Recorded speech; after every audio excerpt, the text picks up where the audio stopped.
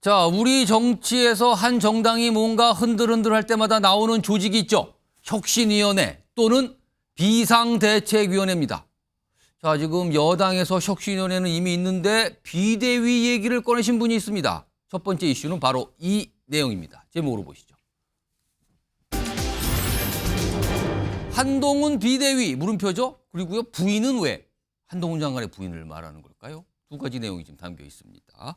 자, 우선 이준석 전 대표, 본인이 지금 신당 쪽으로 점점 59% 몇 퍼센트 가고 있다 이 얘기 꺼내는데 오늘은요, 이와 함께 국민의힘에 대해서 얘기를 좀 꺼내놨군요.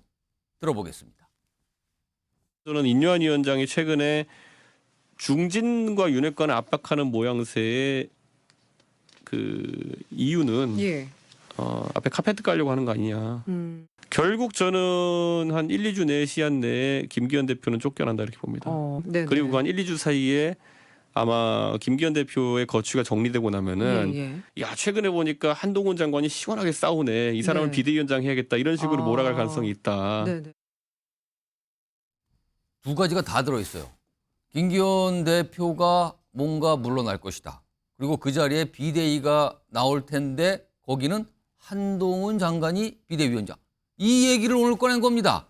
그동안 사실은 한동훈 장관이 어떤 역할론에 대해서 나오는데 굉장히 구체적으로 꺼냈죠. 윤석열 전 대표의 말이었는데 사실 그동안 국민의 내부에서도요. 한동훈 장관의 총선과 관련된 어떤 역할론은 끊임없이 나왔어요. 그 목소리 좀 확인해 보겠습니다.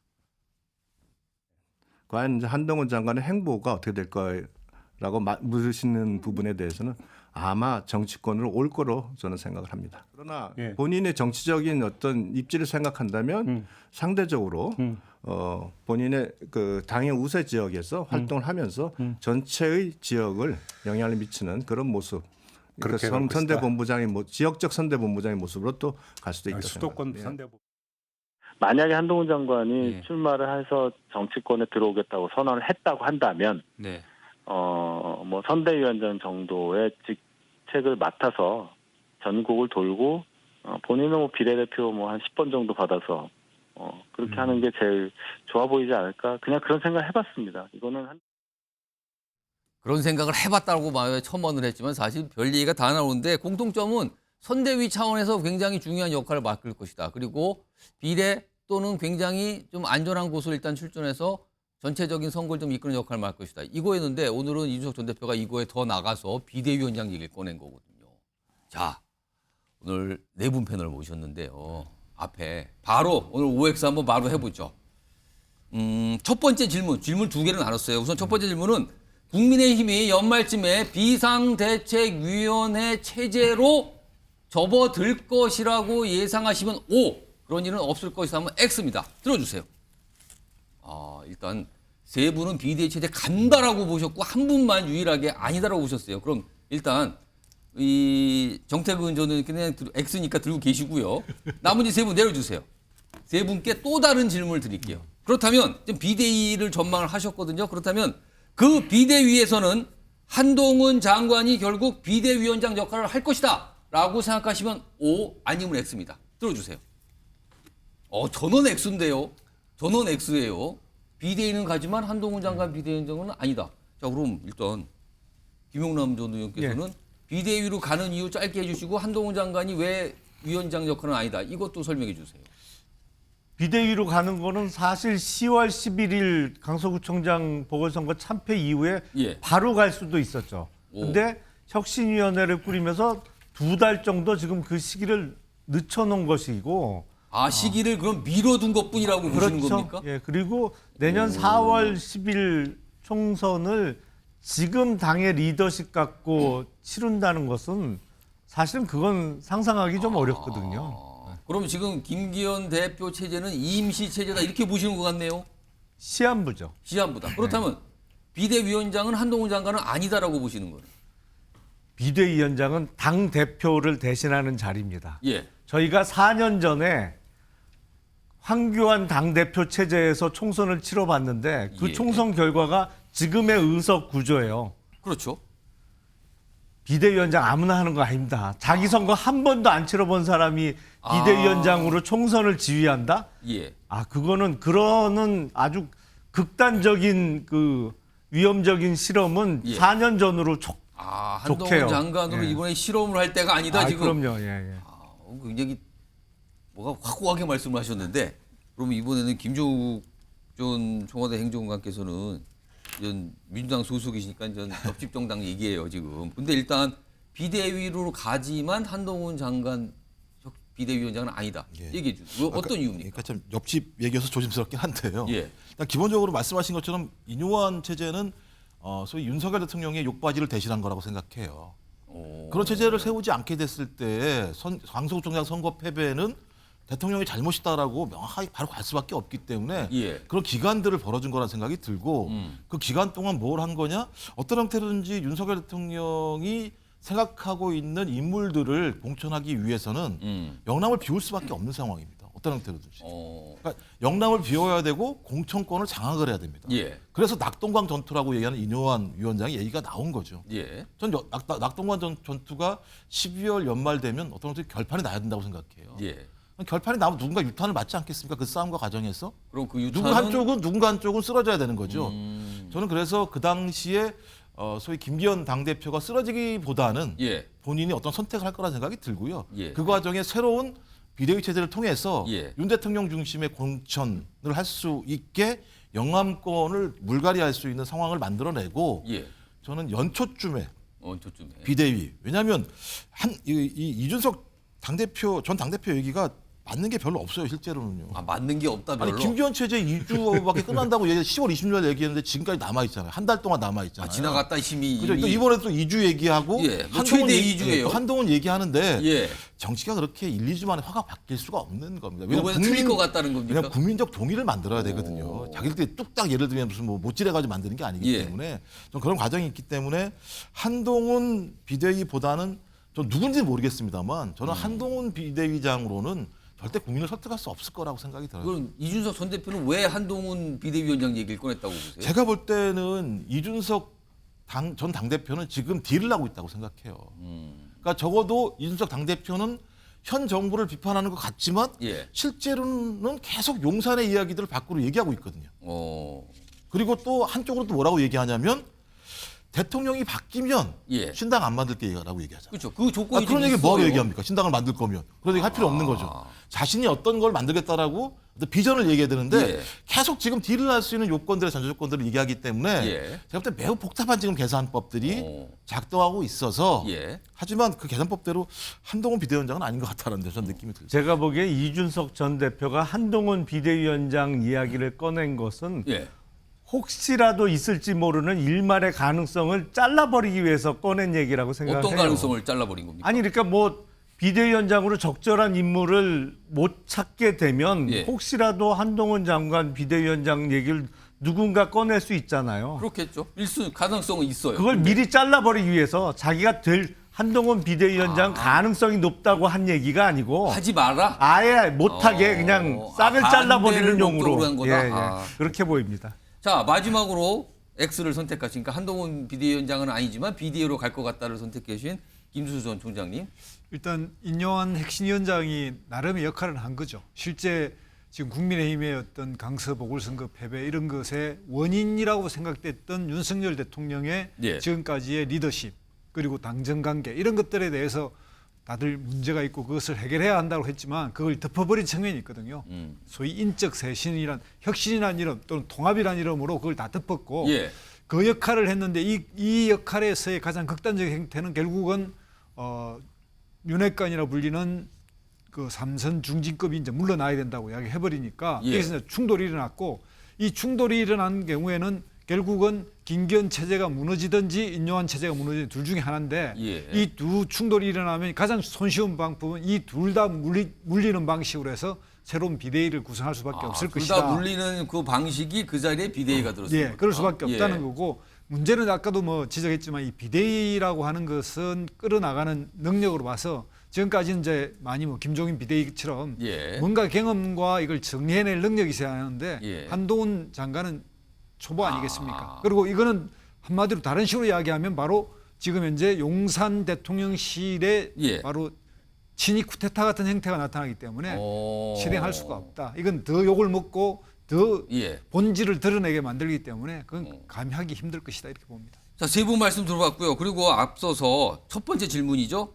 국민의힘이 연말 또는 연초 아무튼 향후 오는 짧은 기간 내에 비상대책위원회 체제로 넘어갈 것이다. 그렇지만 그렇지 않을 것이라고 유일하게 보신 정태근 전 의원님. X를 고르셨어요, 처음에. 그럼 비대위로 안 갈 거다. 어떤 판단에서 그렇게 보신 겁니까? 시기를 놓쳤죠. 조금 전에 우리 그 김도수 평론가가 얘기하는 것처럼 친위 구테타를 할 만큼의 또 용산 대통령실이 실력도 있지 않아요. 아, 실력이 네, 안 됩니다. 좀 안 된다. 그러니까 이제까지는 당을 좌지우지했는지 모르겠습니다만 예. 지금 국회의원들 새로 뽑히는 국회의원들 임기가 2026년이거든요. 예. 지금 이 대통령 그렇죠. 새로- 28년이죠. 예, 28년에 뽑히면 이 대통령은 27년 3월에 그만둬요. 이 대통령, 윤 대통령이 그럼요. 그래서 그 전에 그만두게 된다. 그런데다가 더 중요한 거는 어. 지금 김기현 대표가 윤 대통령의 힘을 받아서 당대표가 됐지만 예. 예를 들면 2004년도에 이분이 이제 여의도에 입성을 해가지고 지금 4선 의원을 했고 19년이 됐는데 예. 4선 의원을 했고 울산시장을 한 분이에요. 예. 그래서 이준석 대표를 몰아낼 때에는 명분이 이준석 대표가 그 뭐 성문제 관련해 가지고 허위 사실을 얘기했다 뭐 이런 걸 가지고 이제 잡아서 마음에 안 드니까 안 그랬는데 예. 지금 만약에 총선 체제라고 한다면 지난번에 강서구청장 보궐선거가 있었을 때 예. 물러나게 했었어야죠. 근데 지금 이 지도부로 간다라고 얘기를 해놓고서 어떤 명분으로 얘기를 할 이미 거냐 지나갔다 말이에요. 때가 지금. 예. 그래서 제가 봤을 때는 지금 김기현 체제를 물리치기가 쉽지 않고 예. 더더군다나 지금 당내에 뭐 제가 조금 뭐 멀리서 이렇게 보고 있는 겁니다만 지금 국민의힘 내부라는 그 여러 이제 뭐 훌륭한 의원들이 많이 계십니다만 예. 용산에 대해서도 바른 말할 사람 없지만 당내 이런 변화에 대해서도 소식껏 얘기할 사람 별로 없어요. 알겠습니다. 그래서 어렵다 지금 가기가. 약간 전망들이 엇갈렸는데요. 아무튼 다른 시각으로도 보고 계십니다. 이런 가운데 앞서서 윤석 전 대표가 뭐 비대위 가능성 한동훈 장관 얘기를 꺼냈잖아요. 한동훈 장관 관련해서 또 한 가지 관점에서 얘기를 좀 꺼내놨는데 그 목소리 좀 들어보시죠. 최근 들어가지고 한 일주일 사이에 한동훈 장관이 한 강서 보궐 이후로 안 하던 걸 다시 시작했어요. 민주당이랑 서로 이제 독설하고 싸우기 이런 네네. 거. 그 말인즉슨 한동훈 장관의 거취가 결정된 것 같다. 예. 정치 쪽으로 틀 것 같다. 아닙니다. 그거는 이제 예. 말폭탄 잔치로 예. 결국에는 전통적 어르신 보수층에게 내가 민주당이랑 싸우고 있어요. 봐주세요. 이걸 해주는 거거든요. 예. 저렇게 분석을 했어요. 정치적으로 이미 갔다. 그리고 야당한테 굉장히 강한 얘기를 한다. 최근에 야당한테 정말 강한 얘기를 했죠. 위헌정당 심판 이런 얘기를 꺼내놨거든요. 그 목소리 좀 들어보시고요. 이에 대해서 이재명 대표가 기자로부터 질문을 받았는데 무슨 얘기를 하는지도 영상에 담겨 있습니다. 들어보시죠. 대한민국 헌법이 가진 민주주의 파괴를 막는 최후의 수단에 국회 측에는 탄핵소추가 있고 정부 측에는 위헌정당 심판 청구가 있습니다. 만약에 법무부가 자유민주주의를 파괴했다는 이유로 더불어 민주당에 대한 위헌정당 심판을 청구하면 어떨 것 같습니까? 그런데 법무부는 현재 위헌정당 심판 청구를 할 계획이 없습니다. 국민께 피해 줄 가능성이 조금이라도 있는 길이라면 정말 그거 말고는 방법이 없을 때가 아니라면 쳐다보지도 않는 것이 옳기 때문입니다. 그러나 지금 민주당은 전혀 그렇지 않습니다. 국토 균형 발전은 우리 시대의 정말 핵심적인 과제라고 할 수 있습니다. 표를 얻기 위해서 하는 이런 그야말로 던지기식 정책 남발은 정말 국민과 국가에게도 도움이 안 된다는 생각이 듭니다. 한동훈 장관이 잠깐만요. 위헌정당 해산 얘기했는데 혹시 어떻게 생각하십니까? 이재명 대표는 대답을 안 했군요. 그냥 들어갔습니다. 일단 위헌정당 뭐 심판 관련해서 지금 법무부는 계획 없다. 그런데 그걸 굳이 꺼내놨단 말이에요. 그리고요. 다음 화면 좀 보시면 한동훈 장관이 저 얘기를 할 때요. 종이를 보면서 했잖아요. 저 얘기를 할 때 이 우도 주머니에서 그 종이를 꺼내면서 정확하게 말씀드리려고 쏘았다 그랬어요. 그럼 저거 작정을 한 거거든요. 저 얘기를 꺼내려고 지금요. 그럼 이건 굉장히 뭔가 자기가 이 얘기는 꼭 하고 싶었다. 이 얘기 민주당 꼭 들어라. 이 뜻으로 좀 보이긴 하는데 김영남 전 의원. 예. 입장문까지 따로 준비해서 위헌 정당 심판 청구를 언급한 이 의도는 뭡니까? 제가 보기에는 꼭 정치에 입문하기로 결심을 해서 또 예. 보수층에 대해서 강한 어필을 하기 위해서 저런 이야기를 꺼냈다기보다는 예. 검찰의 인사행정에 대한 최종 권한자로서 그러니까 법무부 장관으로서 예. 최근 더불어민주당이 주도해서 그 검사에 대한 탄핵이 너무 자주 시도되고 있는 건 틀림없는 사실이거든요. 그러니까 탄핵 남용 내지는 남발 이야기가 있는데 예. 그에 대해서 검찰의 입장을 대변하는 선에서 저런 이야기를 꺼냈다고 저는 봅니다. 그러니까 정치적으로 뭔가 뛰어들기 위한 포석이라기보다는 검찰 또는 법무부의 입장을 충실하게 얘기한 거다. 이렇게 보시는 겁니까? 그렇죠. 왜냐하면 저런 이야기를 꺼낸다고 해서 물론 좋아하는 분도 있습니다만 예.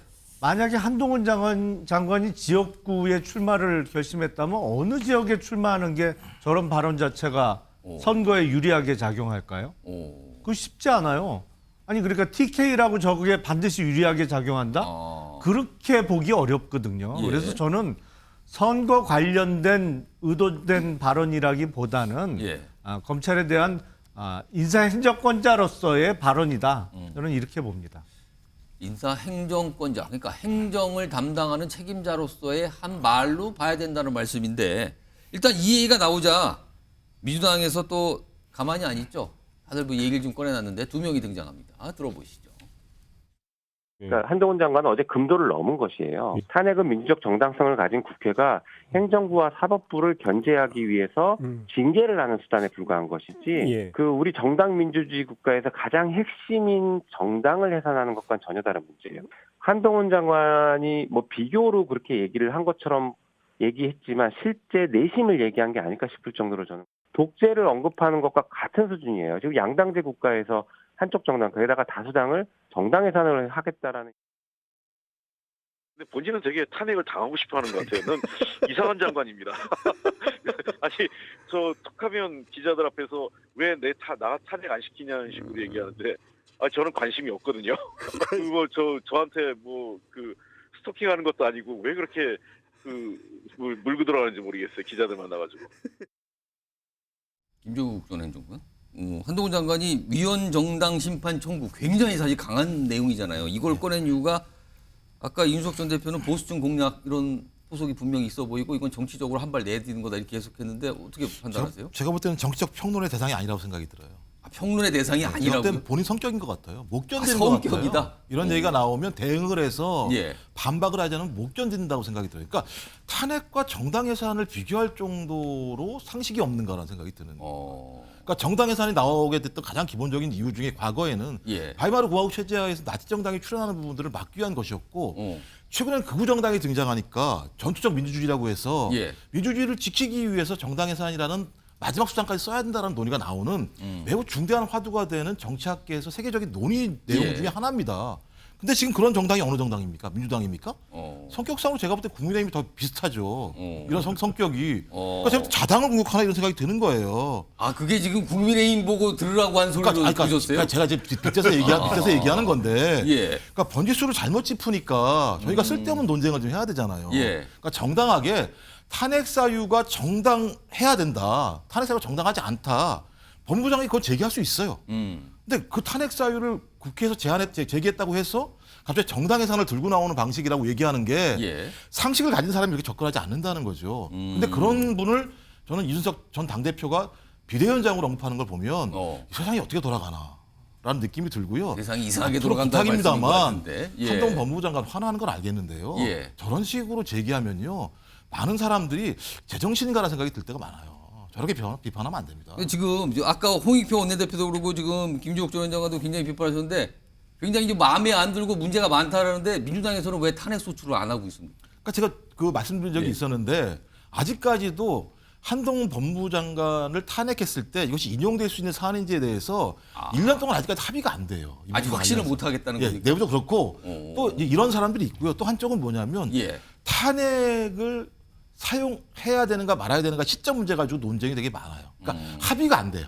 합의가 안 돼요. 민주당 내에서 지금. 예. 그러니까 뭐 이동관 이런 방통위원장 같은 경우는 당 내부에서 의원총회를 대부분 의원총회에서 하는 거니까요. 거기서 합의가 돼요. 근데 한동훈 법무장관 문제와 관련해서는 생각이 다 달라요. 그러니까 합의를 하는 순간 오히려 다른 소리가 나올 수가 있어요. 당 내부에서. 그러니까 오히려 그 부분들은 내버려 두는 게 낫다. 그리고 또 한쪽에서는 한동훈 법무부 장관 탄핵 안 하고 나오세요. 정치판에. 그게 더 낫다? 땡큐. 이렇게 생각하는 사람들도 분명히 있어요. 또. 민주당 내부에서. 민주당에 계신 분들은 한동훈 장관이 너무 불만스럽고 미운 거는 공통점이 있는데 이거 어떻게 해야 되는데 해서 의견이 지금 안 된다는 걸로 들리기도 하네요. 이런 가운데요. 오늘 이 사진 주목받았어요. 화면 좀 보겠습니다. 오늘 이게 적십자사, 대한적십자사 봉사활동이 있었는데 이제 장관 부인들이 참여를 했거든요. 그러니까 한동훈 장관 부인도 장관 부인이니까 참여를 했는데 사진에 찍혔어요. 근데 유독 또 주목을 받는 거죠. 왜냐하면 한동훈 장관의 행보가 요즘에 심상치 않다는 시각을 받는 상황에서 부인이 봉사활동에 나갔는데 이건 뭘까? 이렇게 되는 겁니다. 오늘 이와 관련해서 한동훈 장관이 질문을 받고 설명을 좀 내놨습니다. 들어보시죠. 오늘 아내분께서 봉사활동하면서 처음에 공식 활동을 하셨는데 이것도 정치 행보 아니냐는. 오늘 가서 찍으셨는지 모르겠습니다만 대한민국의 국무위원회 가족은 이 적십자 관련한 봉사활동을 아주 오래전부터 모두 다 해왔습니다. 그 뭐 통상적인 그런 활동 같은데요. 김준수 전 총장님, 작년에도 이렇게 한동훈 장관 부인이 저 봉사활동 했는지 모르겠는데 이거 그냥 한동훈 장관 말처럼 그저 장관 부인이니까 하는 거다 이렇게 보이십니까? 아니면 조금 다르게 보이십니까? 일단 뭐 통상 장관 부인들이 적십자 봉사를 하는 건 틀림없는데 이 시기에 묘하게도 뭐 한동훈 장관이 그 본인의 말이 굉장히 정치적으로 해석 가능하고 정치적으로 가장 논란이 되는 이야기를 했던 시기이기 때문에 딱 맞아떨어져서 이제 부각되는 것 같고요. 그런 측면에서 보면 뭐 부인이 오히려 남편보다 더 돋보일 때도 있지 않습니까? 뭐 김건희 여사 같은 경우 보면 오히려 부인이 더 주도하기도 하고 한동훈 장관 본인은 원하지 않았는지 몰라도 부인이 원해서 저기 나왔을 수도 있고요. 그러니까 좀 더 두고 봐야 될 것 같습니다. 조금 더 좀 봐야 된다. 뭐라고 딱 부러지게 지금 말씀 못 하겠다는 건데 정태근 전 의원께서는 어떻게 보셨어요? 언론에 불필요한 관심이죠. 그럼 한마디로 언론이 좀 너무 오도방정입니까 지금? 보통 국무위원들뿐만 아니라요. 각 지방자치단체에 예를 들면 보면 뭐 서울시다 그러면 뭐 시장, 부시장, 뭐 국장급 이상 부인들 모여가지고요 정례적으로 봉사활동해요. 그래서 이제 사정이 있어서 정말 자기 어렵다라고 하는 사람들은 나중에 밥도 사고 이렇게 하거든요. 그래서 그거는 그런데 제가 조금 전에 사실은 한동훈 장관 발언 보면서 좀 걱정스러운 거는요. 지금 윤석열 대통령도 굉장히 비정치적이고 심지어는 반정치적인 모습들을 많이 보이는데 법무부 장관이 암만 민주당이 오바를 하고 있다고 해가지고 다른 내용도 아니고 위헌정당 심판을 청구한다. 그런 방법도 있다. 그럴 계획이 있는 건 아니지만 이거는 대단히 반정치적인 발언이에요. 저런 식으로 대응하는 것 제가 의도는 알겠습니다만 아마 국민의힘을 지지하시는 분들 중에서도 왜 저렇게까지 발언하지? 이런 분들 꽤 많을 겁니다. 예를 들면 과거에 통진당 사태 같은 경우는 뭐 그 사람들이 무슨 결의 해가지고 실제로 정부를 무력으로 전복할 수 있다라는 결의를 했기 때문에 이때도 상당히 논란이 있었지만 청구된 거거든요. 근데 위헌 심판 얘기를 저렇게 더더군다나 법무부 장관이 제1야당을 통해 압도적인 다수 의석을 갖고 있는 전혀 적절치 않습니다. 알겠습니다. 오늘 이준석 전 대표의 설명부터 시작해서 한동훈 장관과 그 부인까지 모습까지 쭉쭉 이어드렸고요.